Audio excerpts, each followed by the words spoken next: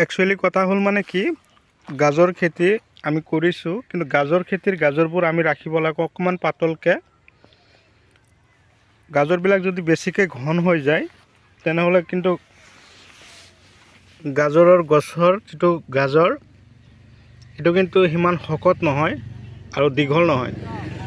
অলপ ৰ'দ পৰা ঠাইত হ'ব লাগিব, মাজে মাজে ৰ'দ পৰিব লাগিব, তেনেহ'লে কিন্তু গাজৰ শকত হয় আৰু দীঘল হয়। কোনোবাই ছিঙিছে ইয়াৰ পৰা তো কথা নাই।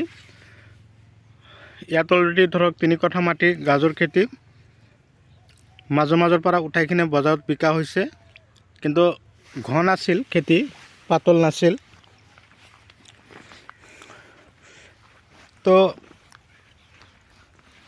এই গাজৰ খেতিত আপোনালোকে যদি ভাবিছে যে গাজৰ খেতিৰ গাজৰবিলাক আমি দীঘল কৰিম, শকত কৰিম, তেনেহ'লে সেই খেতিৰ মাটিত মেগনেছিয়াম, কেলছিয়াম আৰু ছালফাৰ এনেকুৱা ধৰণৰ সাৰবিলাক অলপ বেছিকৈ দিব লাগিব আৰু উন্নত ধৰণৰ দানাবিলাক আমি খেতিত সংগনাই দি যাব লাগিব। আৰু পানী বাৰে বাৰে কিন্তু দিয়া অসম্ভৱ, তাৰ কাৰণ পানী বেছিকৈ যদি আমি বাৰে বাৰে দি থাকোঁ তেনেহ'লে কিন্তু গাজৰৰ যিটো ছাল আছে তাত কিন্তু অলপ ক'লা দাগ পৰাৰ সম্ভাৱনা আছে। এতিয়া মাটি শুকাই গৈছে, কোনো কথা নাই, গাজৰৰ এতিয়া কিন্তু পানীৰ আৰু যোগান ধৰাৰ কোনো প্ৰয়োজন নাহিব।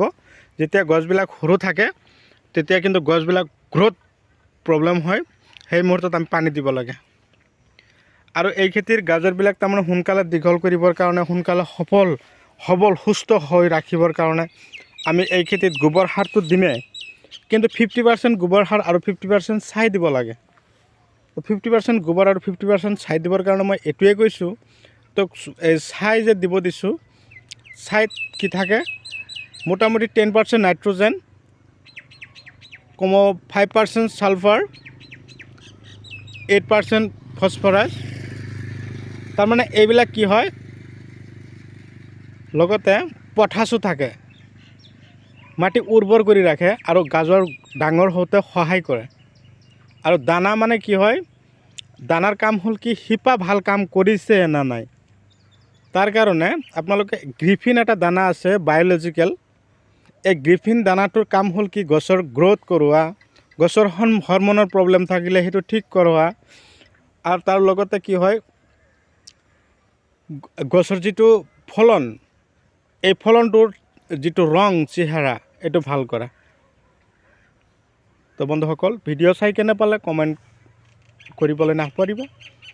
আপোনালোকে কমেণ্ট কৰিবলৈ নাপাহৰিব, যিমান পাৰে মোৰ ভিডিঅ'টো শ্বেয়াৰ কৰিব। এতিয়াও যদি নতুন ভিউৱাৰ্ছ হিচাপে আছে তেনেহ'লে মোৰ চেনেলটো ছাবস্ক্ৰাইব কৰি দিব আৰু কাষত থকা বেল ঘণ্টিটো লাহেকৈ বজাই দিব।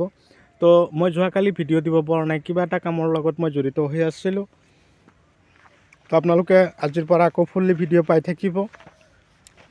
তো আজিলৈ মই এইখিনিতে সমাপ্ত মাৰিছোঁ। পৰৱৰ্তী ভিডিঅ'ত মই পুনৰাই লগ পাম। ধন্যবাদ।